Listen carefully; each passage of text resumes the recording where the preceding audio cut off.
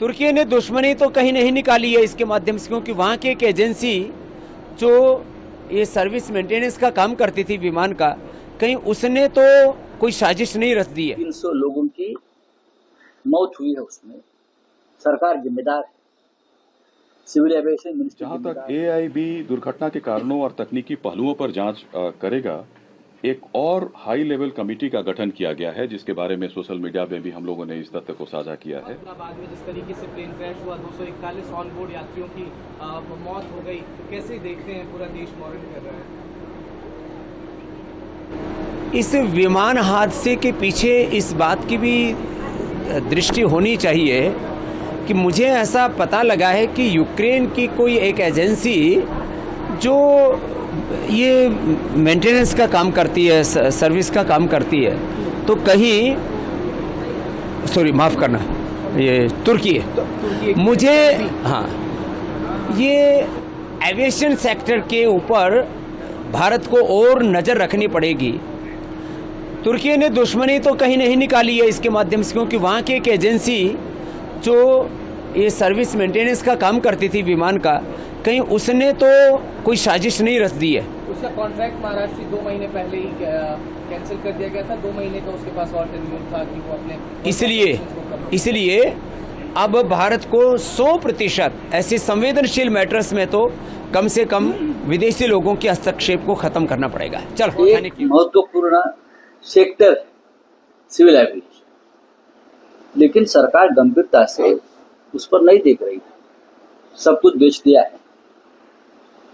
Airports हो, air India जैसे हमारे नेशनल कैरियर हो, आपने सबका निजीकरण किया है।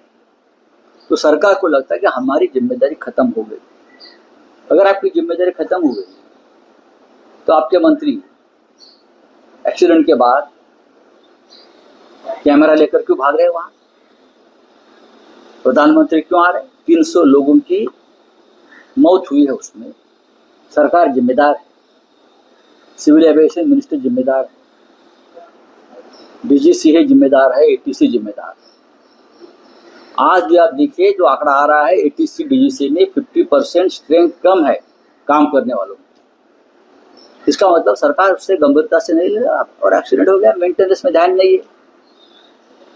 जो हवाई जहाज का मेंटेनेंस होना चाहिए वो ठीक से नहीं हो पा रहा है।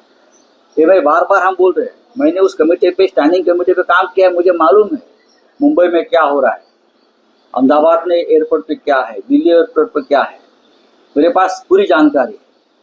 तो अगर ये लोगों की जान से खेलने का काम चल रहा है इस तरह से, तो मुझे लगता है जो एक्सीडेंट हुआ है उसकी जिम्मेदारी सरकार को लेनी पड़ेगी।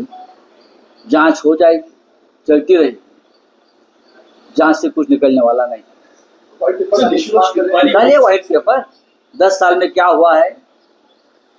पूरा एविएशन सेक्टर, चाहे राफेल हो, चाहे ड्रीमलाइनर हो, अपाची हो, जो खरीदी बिक्री हुई है सबका निकाल लीजिए। दिनांक 12 जून 2025 को लगभग 2 बजे के आसपास ये सूचना प्राप्त हुई कि अहमदाबाद से गैटविक लंदन के लिए जाने वाला विमान दुर्घटनाग्रस्त हो गया है। और इसकी विस्तृत जानकारी हमने एटीसी अहमदाबाद के जरिए ली तुरंत, जिसका विवरण मैं देना चाहूंगा आगे के 2 या 3 मिनट में।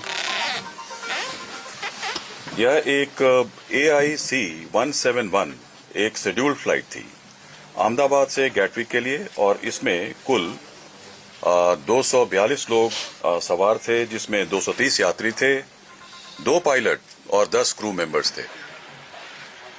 इस विमान ने दोपहर 1:39 पर टेक ऑफ किया था और कुछ ही सेकंड्स में लगभग 650 फीट की ऊंचाई पर पहुंचने के पश्चात यह सिंक करने लगा, अर्थात ऊंचाई खोने लगा। 1:39 में पायलट ने एटीसी को, अहमदाबाद एटीसी को, उसने मे डे अर्थात फुल इमरजेंसी की सूचना दी थी।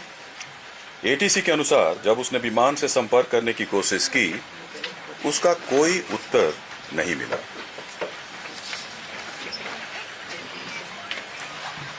ठीक 1 मिनट के बाद यह विमान हमारे एयरपोर्ट से लगे मेधाड़ी नगर जो हवाई अड्डे से लगभग 2 किलोमीटर की दूरी पर स्थित है, यह विमान दुर्घटनाग्रस्त हो गया। विमान की कप्तान कैप्टन सुमित सबरवाल थे और प्रथम अधिकारी थे क्लाइव सुंदर।